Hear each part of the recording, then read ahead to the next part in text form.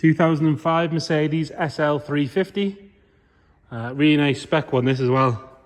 So obviously 350, which is weirdly a 3.7 litre V6, automatic of course. I'm just going to quickly take you around the whole car to start with, because I want to show you the bodywork, because it's normally with these Mercs, especially this era, and the ones before, you find that a wing's been painted or a door's been painted and you end up with off colour. But as you can see on this one, if you go from door to wing, wing to door, door to rear quarter up onto the bonnet, boot, sorry, and the bumper in this case as well, you can see as we go around, it's all one colour silver. If it's had paint work, which again, it's a 17-year-old car, it's possible. It's been done very well. I would guess it probably hasn't, because it is all one colour, like I say, and 9 times out of 10 they're a shade off somewhere. Like I say, this one's a nice high spec, which we'll show you as we go around. We're going to start on this front driver's wing. If we look down this side, you can see it is lovely and straight. It's not full of filler. Again, another clue that it probably hasn't been painted.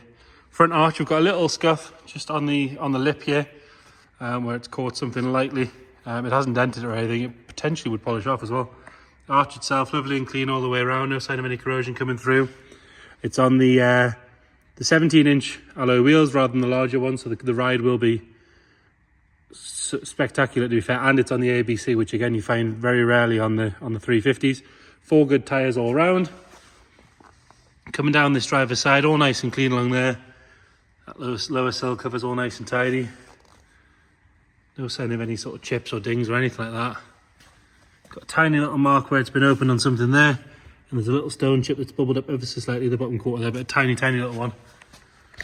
Around the wing mirror, that's all tidy. There's no stone chips coming up the A-pillar. Obviously metal folding hardtop roof, which we'll show you in a second, but that's lovely and clean. There's no ripples or dents on that. I think it has had a repair or a bit of paint work on this rear pillar, because you can see it's just ever so slightly matte. Once polished up, it's a little bit dry. But again, it's all one colour, like I said. It's a bit of a nice match. It just wants a proper polish to finish it off. Coming down this rear quarter, that's all nice and tidy. You can see back up from here, nice and straight down the whole body. Nice and clean in there. It's got a little bit of sort of corrosion just starting on the inner lip, which is pretty common on these things. Best thing to do is just clean that off and finish it off before it does actually come through. Quite often on these, you'll see a big patch of rust around here. But this has only just started on the very, very inner lip, so I'm being very picky. There's nothing at all to show from the outside. But I do want to be totally truthful. So in the total, very tightly in the corner, you can see a tiny little bit there, just where the raw edge is finished. Coming round on the back, both rear tail lights nice and bright. No cracks or any moisture in there as the exhaust sit nice and straight. Plate has failed a little bit. A bit of moisture in. Nice easy job to replace that. Top of the boot lid, that's all nice and clean. You've got a very light scratch. You might just be able to see it there if I get the camera right. Something sitting on it, potentially probably a cat or something like that. Everyone's polished off. And coming around on the passenger side, it has had a little dent behind the aerial, which actually, to be fair, unless somebody pointed out, you probably wouldn't notice it. With a little mark just there. Get nice and close, you can see that there. But again, until you've pointed it out, it's not something you notice. It's a very strange spot. I'd like to know the story behind how that happened. This rear arch, all nice and clean again. No sign of any corrosion coming through. Until you come on the right on the inside, it's exactly the same as the other side. Tiny little bit there. Again, like I say, a really common issue on these. Just once cleaned off and stops from getting worse. Coming down this side, all nice and tidy along there. Again, no scratches, no dents. It's obviously been well cared for. Nice and tidy around this wing mirror. It's done plenty of miles, this car, and actually, bodywork wise, it's obviously a sign of a good ownership, because it's not caked in dents. It's not been bashed in car parks and that sort of stuff. It's obviously been a cherished car. Front arch, nice and sharp all the way around, nice and clean. Nothing at all on that lip. Another good wheel and tyre. Got a tiny little, if you can even see it, tiny little bit of lacquer peel just there. It's normally from a little stone chip that just peels the lacquer back slightly. Headlights are nice and clean. They're normally sort of milky, that's all good. And it has the solid badge on the front, which is normally a clue that it's got the Distronic cruise control, but we'll check when we go inside. Stone chip wise, really, really good. One little one there. One little one there. It's got one or two, but I've seen them on 50,000 miles with much less stone chips than this. And there's a little sort of mark or something in the paint there. I'm not too sure what that is. But the rest of the bonnet, lovely and straight and tidy. No ripples or dents or anything in that. Moving on to the interior, so quite often with these cars they go silver with this sort of light grey interior, which I think personally dates it. This is the dark grey and black interior, which for me is the interior to have.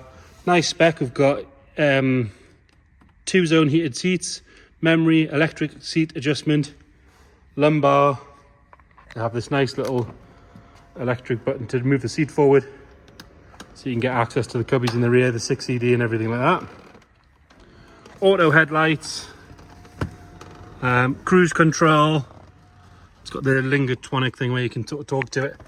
And then it's got that Distronic, so you choose the distance from the vehicle in front. You choose the warning alarm when you get too close. And it uses that radar in the make badge, which is always nice. And sorry, I did tell you it had ABC, but that's not true. It's on coils, this car, so it doesn't have the ABC, which would be down this side, but it does have the Lingatronic. Aircon, of course, obviously dual zone, and it's got the larger media unit with the nav and all that sort of stuff. Turn that off so we can see what we're doing. And if we hit that button, so mileage wise is on 143,111. If you check the description, we'll detail what we know as far as service history goes. But tell me what other car can do 143,000 miles, and that's the tiniest little bit of wear. The bolsters are lovely and firm. Driver's seat's lovely and clean. No sign of any real wear at all on the steering wheel or on the armrests on either side. So again, like I say, it's obviously been well cared for. Check the description, like I say, we'll detail the service history and all that sort of stuff. Have a look in the boot. So you've got that's your load cover, which we'll show you in a second. Boot floor, the carpet's one a bit thin at the back there. Again, you can replace that whole unit. We've got the spare wheel and everything in the bottom there. Other than that, all nice and clean and tidy. And then you have this load cover that you've got to lock in on both sides to get your roof down, which we'll show you in a second.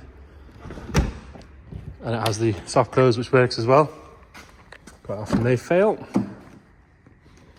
Lovely and clean on this passenger door card. All the door shuts are lovely and tidy. Passenger seat doesn't look like it's been sat in at all.